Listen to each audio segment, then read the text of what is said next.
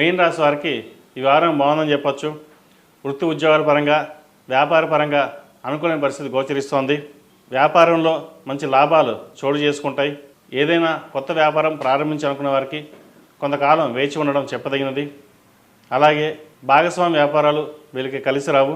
ఏదైనా ఓన్గా బిజినెస్ చేసుకుంటే కలిసి వస్తుంది. లేదా పార్ట్నర్స్ వల్ల వాళ్ళకి లాభం తప్పితే కానీ వీళ్ళకి ఎటువంటి లాభం ఉండదు. కష్టం మీది, ఫలితం వాళ్ళది అన్నట్టుగా ఉంటుంది. ఎంత కష్టపడ్డా ఫలితం దక్కట్లేదని ఒక మనోవేదన ఉంటుంది. అయితే ఏదైనా మనగా కష్టపడాలి, ఎదగాలి. ఒకరి గురించి మనం పట్టించుకోవద్దు.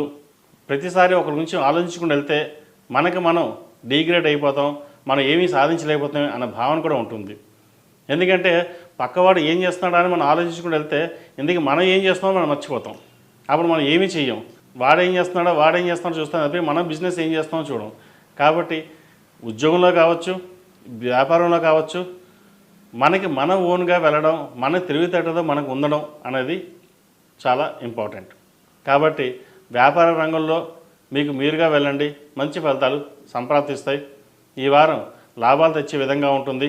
వచ్చిన లాభాన్ని జాగ్రత్తగా ఖర్చు చేయడం అని కూడా చెప్పదగిన విషయం. అధిక ధన సూచన కనిపిస్తోంది.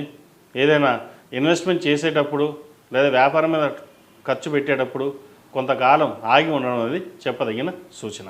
విద్యార్థులకు ఈ వారం అనుకూలంగా ఉంది. అయితే వీరికి ఏలినాటి శని నడుస్తున్న వల్ల చిన్న ఇబ్బందులు ఏర్పడినా పంచమాధిపతి అయిన చంద్రుడు దశమంలో బాగున్నారు. కష్టే ఫలినట్టుగా కష్టానికి తగిన ప్రతిఫలం లభిస్తుంది. ఇటు విద్యార్థులు కావచ్చు, అలాగే యూఎస్లో ఉన్న విద్యార్థులు, ముఖ్యంగా వైద్య వృత్తిలో ఉన్న వారికి బాగుందని చెప్పచ్చు. మిల్క్ ప్రోడక్ట్స్ సంబంధించి, పాల వ్యాపారాలకు సంబంధించి, బట్టల వ్యాపారాలకు సంబంధించి వీరికి అనుకూలంగా ఉంటుంది. ఏదైనా గ్రూప్స్కి ప్రిపేర్ అవుతున్న వారికి వీరికి అనుకూలంగా ఉందని చెప్పవచ్చు. చిన్న ఆరోగ్య సమస్యలు ఏమైనా ఉంటే తొలగిపోతాయి. ఇటు తృతీయాధిపతి, అష్టమాధిపతి శుక్రుడు స్వక్షేత్రంలో రాహుతో కలిసి ఉన్నారు. ఏదైనా సాధించాలి, నలుగురితో పాటు పైకి వెళ్ళాలి, ఎదగాలి, ఏదో చేయాలి అనే ఆలోచన ధోరణి ఎక్కువగా ఉంటుంది. ఇటువంటి విషయాలలో జాగ్రత్తగా ఆచితూచి వ్యవహరించడం అనేది చెప్పదగిన సూచన. లేకపోతే ఇబ్బందులు పాలయ్యే అవకాశం గోచరిస్తుంది. ఈ రాశిలో జన్మించిన స్త్రీలకు వృత్తి ఉద్యోగాల పరంగా, వ్యాపార పరంగా కొంత ఇబ్బందికరమైన వాతావరణం నెలకొంటుంది. అహంకారపూరితమైన వ్యవహార శైలితోటి ఇటు ఉద్యోగంలోనూ అటు వ్యాపారంలోనూ ఇబ్బందికరమైన వాతావరణం నెలకొంటుంది. అహం బ్రహ్మాస్మి అన్నట్టుగా అన్నీ నాకే తెలుసు, నాకు ఎవరు చెప్పాల్సిన అవసరం లేదు, నాకు నేనుగానే వెళ్తాను అనే ధోరణులు ఎక్కువగా ఉంటారు. ఇంట్లో భాగస్వామితో విభేదాలు వచ్చే అవకాశం గోచరిస్తోంది. సంతాన అభివృద్ధి మటుకు బాగుంటుంది. సంతానానికి మంచి సంబంధం చూసి వివాహం చేయగలుగుతారు. అయితే అందరికంటే మనమే ఎక్కువ ఖర్చు పెట్టాలి, నలుగురిలో హుందాగా నేనే చూపించుకోవాలి అన్న ధోరణి ఎక్కువగా ఉంటుంది. ఇటువంటి వాడికి ఎంత దూరంగా ఉంటే అంత మంచిది. నరదిష్టి అధికంగా ఉంది. మీరు రూపాయి సంపాదిస్తే ₹1,00,000 సంపాదిస్తున్నారు, వారికి ఏమిటి అనే ఉన్న ఏడుపులు అనేది ఎక్కువగా ఉంటాయి. అవి ఇంట్లో కావచ్చు, బయట కావచ్చు. వీరికి ఏలినాటి శని నడుస్తోంది. మార్చి 29న స్వక్షేత్రంలోకి శని ప్రవేశిస్తారు. బంధువర్గంలో కావచ్చు, మిత్రవర్గంలో కావచ్చు విభేదాలు వచ్చి ఎక్కువగా గోచరిస్తోంది. అలాగే ఆరోగ్యపరమైన జాగ్రత్తలు చాలా తీసుకోవాలి. గ్లైనిక్ సంబంధించి, అసిడికి సంబంధించి, మోకాలకు సంబంధించి ఇబ్బందులు ఉండే అవకాశం గోచరిస్తుంది.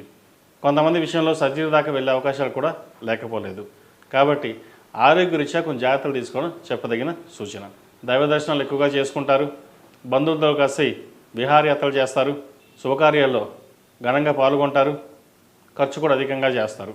ఖర్చు విషయంలో ఎంత జాగ్రత్తగా ఉంటే అంత మంచిది. ఈరోజు డబ్బు ఉంది, ఖర్చు పెట్టేద్దాం అనుకుంటే రేపు అన్నాడు ఇబ్బంది అనేది ఏర్పడుతుంది. వాటిని దృష్టిలో పెట్టుకుని జాగ్రత్త ఖర్చు పెట్టుకోవడం అనేది చెప్పదగిన సూచన.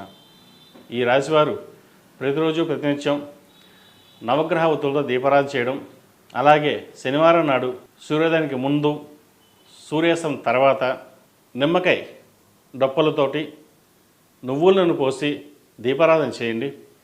అది మీకు ఎంతో మేలు చేస్తుంది. అలాగే ఈ రాశిలో జన్మించిన వారికి కలిసి వచ్చే సంఖ్య 2, కలిసి వచ్చే రంగు వైట్. ఏదైనా పని మీద బయటికి వెళ్ళేటప్పుడు ఆదివారం కానీ శుక్రవారం నాడు కానీ వెళ్ళండి, మంచి ఫలితాలు సాధిస్తారు.